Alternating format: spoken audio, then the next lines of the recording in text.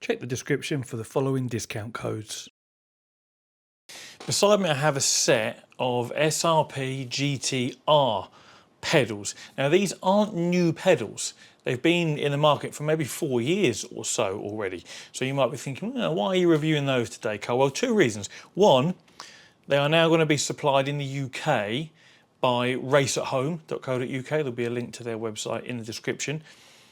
And secondly, they're pneumatic pedals, and this will be the first set of pneumatic pedals that I've ever used and reviewed. So as opposed to regular pedals that might have a spring, some elastomers, and then a load cell for the brake pedal assembly, and what you're feeling underfoot is a combination of spring and elastomer. That's kind of the most common setup.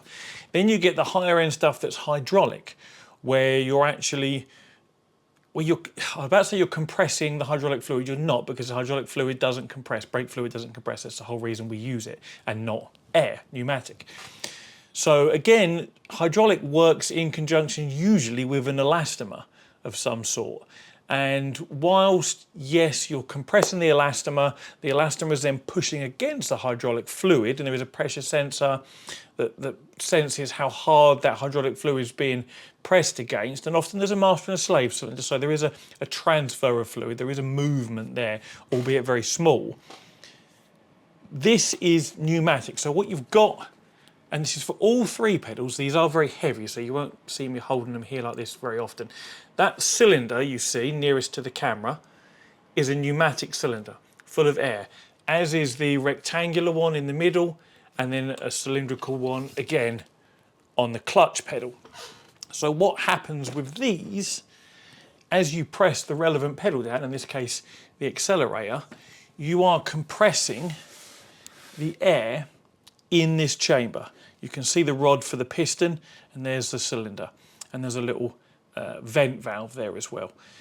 What we've got on the back of each of these pedals is a pressure sensor. That's what that ISO 9001 labelled part is on top of the back of the cylinder there. And what's different about pneumatic over hydraulic and just elastomer is that what you're feeling underfoot is simply the compression of air, because air does compress, as you may well know. And what that gives is a incredibly smooth feeling underfoot.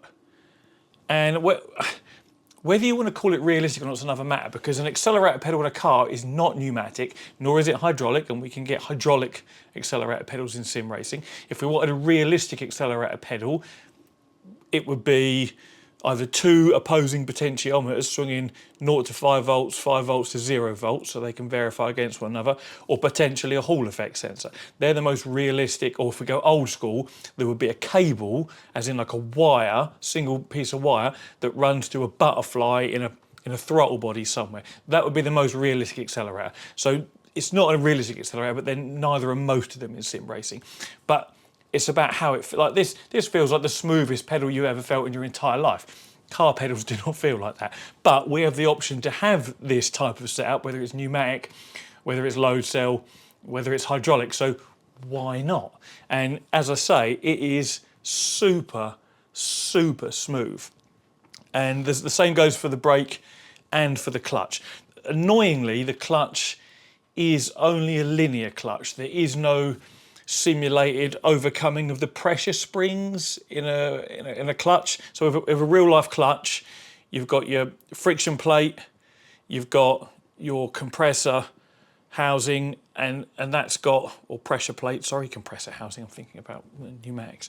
Yeah, pressure plate, friction plate, and then there is like the flywheel, so to speak, on the car. And the pressure plate is what has like finger type springs. If you've ever seen a clutch, you'll know what I mean. And as you push in the center of those, with the release bearing, the springs get to a certain point and they release, and the pedal almost goes lighter than what it does as you're overcoming the springs. Very noticeable in race clutches, paddle clutches. If you've ever driven one, you know exactly what I'm talking about. Not so much noticeable in road cars because clutches are not that heavy. They're not taking massive torque. So a clutch pedal shouldn't be linear. This is very linear. Now, weirdly, I think they've attempted to make it not linear because under this plastic cover is a pair of magnets in here. And they, in this position, those magnets are apart from one another. And as you press the pedal down, those magnets come closer and closer and closer. And I think what the idea was is that you get close enough and the magnets assist your foot, giving you that feeling of the pedal going a bit lighter, as if you've overcome the springs on your pressure plate in the real life clutch. But it doesn't work. Even using my hand, I can't, I mean, maybe ever so slightly, the last couple of mil of travel, maybe it goes ever so slightly lighter, but you do not feel that underfoot at all. So the clutch is linear. It doesn't, they've tried not to be, but it is. So, and this is the same for the brake pedal, but it's not linear as in the pressures, the resistance is the same the entire way.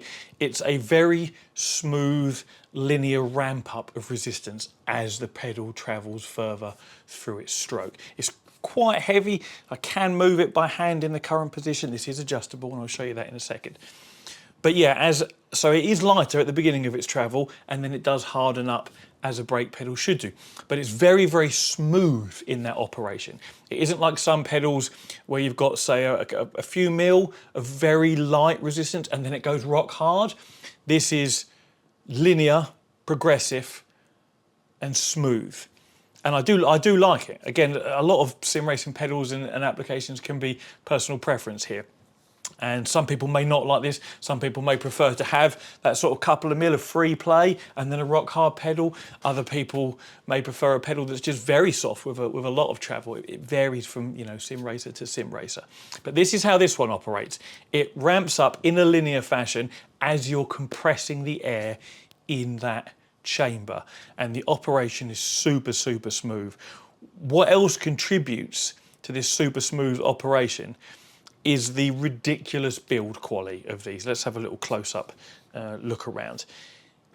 Everything on this, the machining, the fit, the finish, the choice of components. We've got AL6061 aluminium. It's precision machined. Yes, it definitely is. There is extra hard 28 micron anodized finish. Oh, the pedal faces are available in different colours, by the way, speaking of anodizing. We've got high performance SKF needle bearings at the base of the pedals. These are ridiculously smooth and have a very, very small tolerance, so there's no play or movement. Pneumatic pistons, most of these are unique to SRP, the way the pneumatic pistons have been designed. Stainless steel body and components. Durable ceramic diaphragm transducers, stainless steel shafts and other stainless steel parts with some ABS plastics where necessary. And as I say, not only to look at, but to feel in operation. You know, is there any side-to-side play in the pedals? No, literally nothing, zero. And like same with Battle, everything is just perfectly machined and perfect tolerances. Even this SRP logo at the bottom here, I actually thought it was kind of rubbery to begin with, but I think it's really hard to tell, and you're not going to be able to tell on camera, but it's either got some sort of coating over it, maybe a resin, or that is rubber like in there. And they've sunk it in, because if you race in socks or barefoot like I do, depending on the time of year, your heel will rest on that, and you don't want a sharp-edged SRP logo where it's been laser cut out. And that's the other thing, there are no sharp edges anywhere on this. Everything is beveled, everything is just finished. It's just one of the nicest quality sets of pedals that I've seen. And again, the way everything feels in operation. So one thing to note, if you don't press the pedals for a while, like, I mean, how long ago did I press that accelerator pedal? A couple of minutes maybe? You get a tiny bit of extra resistance when you then come to press the pedal. almost, and I'm going to use the word stuck in inverted commas, almost like it's stuck and requires a tiny bit of extra force to overcome it. Now, this isn't something you notice underfoot because your leg and your foot is a lot heavier than just me pressing it with my fingers, but it is something that I notice. I don't know whether it's the seal for the pneumatic piston. It kind of, you know, it comes back to where it rests and it just kind of sits there and perhaps just grips the side of the chamber a little bit. And then when you go to press that pedal down, it kind of just has to break free. It's not a negative in any way. Weirdly, I kind of like it. I don't know why. Perhaps it gives me that feeling of quality again.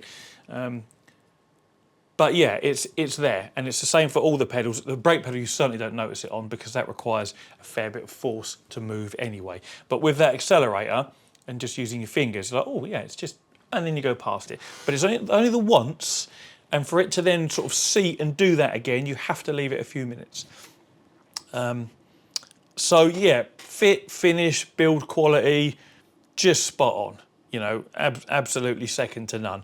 No play, no wobble, no sharp edges, no burrs, no, just everything is just bang on. Even little details like where they've added these little like clips here to hold the wires and just make them sit and run neatly to the little control box in the middle. It's all just extra attention to detail that helps to justify the price of these pedals. I'm not sure what the UK price will be because at the time of recording they're not on the Race at Home website. Hopefully they will be by the time the video goes live, so you can just click through and have a look.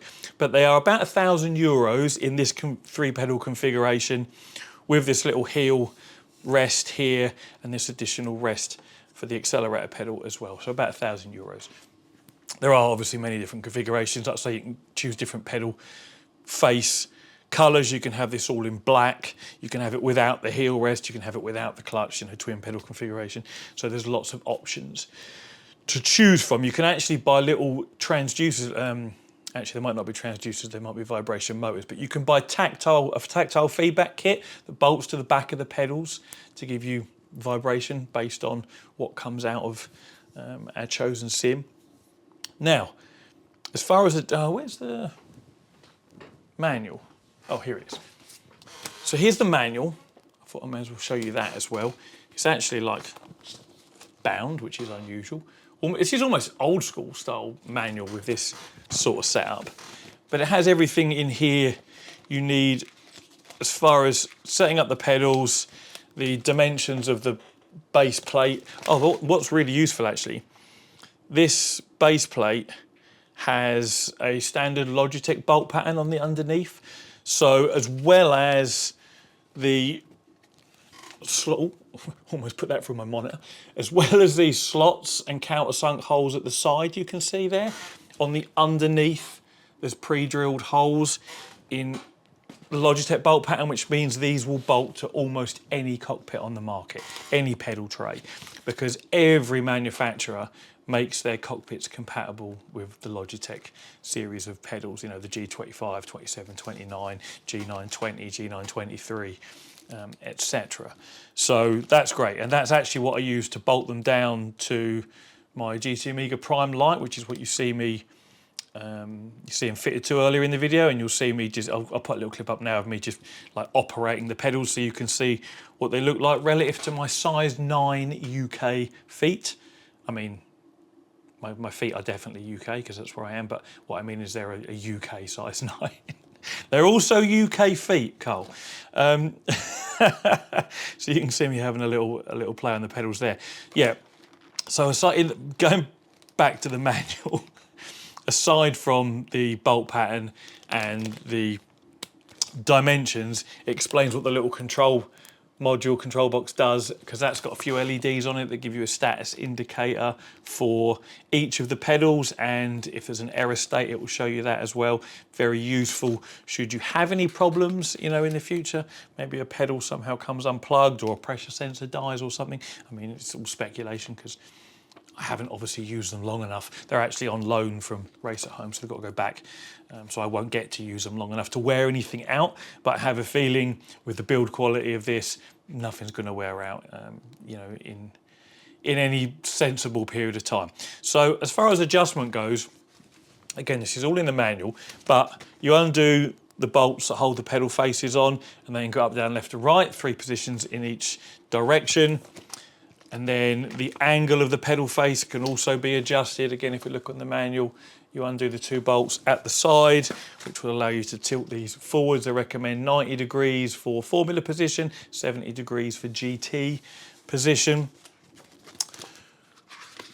The next page gives us, the firmness adjustment, and this again applies to all 3 pedals, I believe. 1, 2, 3, yeah. So if we look at the side of the pedal, it's slotted here, and you would undo that and you can slide this rod up and down, which alters the whole angle. I mean, you can see it quite dramatically on that pedal, on the brake pedal there. That alters the leverage applied to the pneumatic cylinder. So when that's all the way at the top, it's hardest, and when it's all the way down the bottom, it's easiest. So that's the only, because obviously we haven't got elastomers to change and no springs to change. So that's how you adjust how hard the brake pedal feels. And the same applies to the accelerator and a little bit to the clutch. The clutch travel can also be adjusted, and that is done, slightly weird configuration. This upright piece here is angled. So if you undo the 2 bolts to hold it down and rotate it 180 degrees, it will then move it forward, and it will change the travel from 4.5 centimeters, which is what it is now, to 2.25 centimeters, I believe, off the top of my head. So that's how you adjust the travel for that. The travel adjustment for the brake pedal is done here. You wind this in or out, and that will adjust how far the brake pedal can move.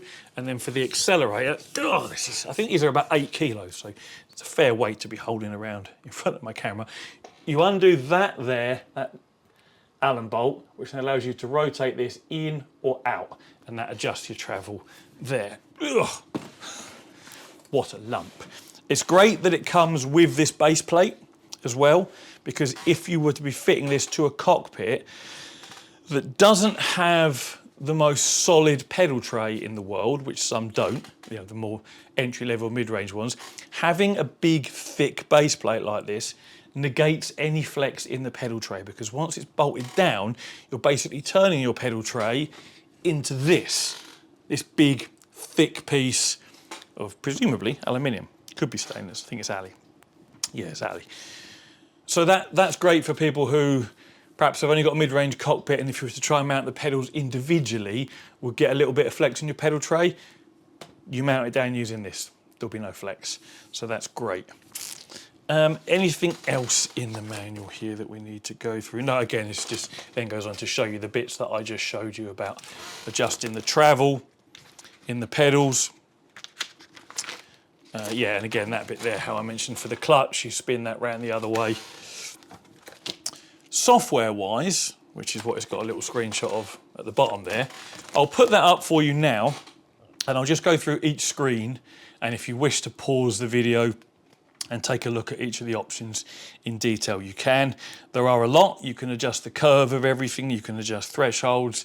Obviously, you need to calibrate the pedals, especially if you've adjusted the travel on any of them. You need to recalibrate the pedals. There's also more advanced features. There's profiles you can store depending on different vehicles and what have you. So everything is there that you would need from a software point of view. There's even a function, I believe, where you can have it auto brake for you. So like at the start of a race, you depress the clutch and the brake, but then you can take your foot off the brake pedal, put it on the accelerator to get the revs where you would want ready to launch. And then when you bring the clutch up beyond the threshold, it releases the brake for you, which is a nice, that would be like at the start of a rally stage, for example, we use a handbrake, but perhaps you haven't got a handbrake to hold it and do the same thing. So you could use that, for example. Other things you get with this, obviously you get a USB-C cable that plugs into that little control box. You get a bag of nuts and bolts and washers, as you would expect, and you get a bag of tools, proper, decent spanner and Allen keys. I always like to see proper spanners rather than those little thin pieces of metal that have just been laser cut out of a piece of 1mm steel. You know, if you apply any real force on those, they're just going to slip and chew. I mean, really, they're just for holding the nut in place, and you would then cinch that up with an Allen key from the other end. But you know there's someone that's always going to try and do the nut up with that little wimpy spanner. It's going to chew. So good to see we've got proper spanners and tools for the job at hand. Now, is there anything I haven't covered? Build quality, spot on. Operation, smoothness, the way they move and feel, spot on. I've covered the adjustments, I've covered the technology used. It's pneumatic to measure, well, I mean, it's translating, in the case of the accelerator, it's translating travel into pressure. In fact, it's translating travel into pressure for all three pedals. That's how the pneumatic cylinders work with their pressure sensors at the back.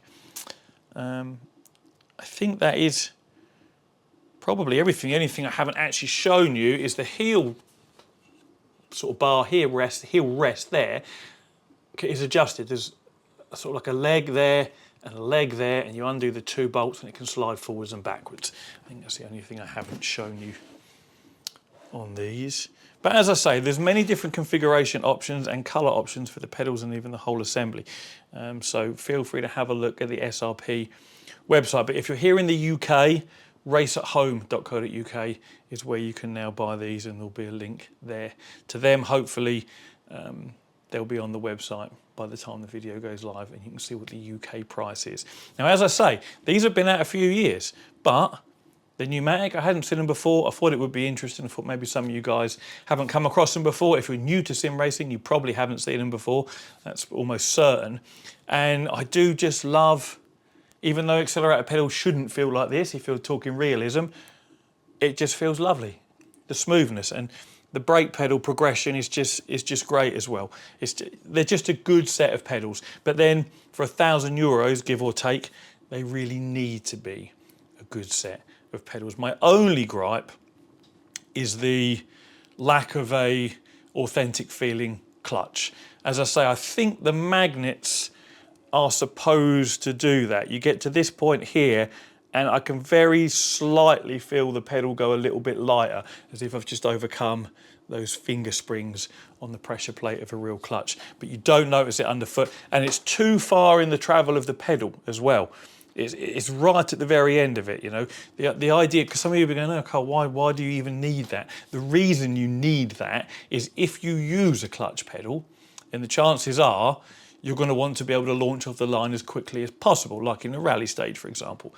You set your RPM for launch, say 4,000 or 5,000 RPM, and then you bring the clutch pedal up until you reach the biting point in real life, right? In the simulator, you can set your biting point in the clutch to match the physical biting point of whatever pedals you're using. So when you've got that feeling of having just overcome the pressure plate springs, back the pedal off a fraction, that's where your biting point would be in real life. So you would set it so that you bring that pedal up just as you feel it getting to its heaviest. In the software in the game, that's where you set the biting point to. And that way you can sit in your sim, set your revs, bring your clutch up by feel, and you know you're at the biting point. And if you were to, let go of the handbrake, your car would start to creep forward, for example. And I love being able to set, I use the Fanatic V3 pedals, and that has a much more noticeable sort of two-stage clutch, you might say, with that biting point than what these do. So I like that. Not everyone will even care about a clutch pedal. You might want the two pedal set, so it's irrelevant. But you need to know, those of you that do want a clutch, that it doesn't really have that. The very best implementation of a clutch pedal I've seen is the Acertec Invicta pedals. That's absolutely, it feels very much like a heavy, either organic pressure plate and clutch, friction plate, sorry, or a paddle clutch in real life, because I used to tune cars for a living, so I've fitted dozens of 3-puck and 4-puck paddle clutches and the organic ones as well, and they're so distinctive when you get to that point. If you've driven a car with, you'll know what I mean.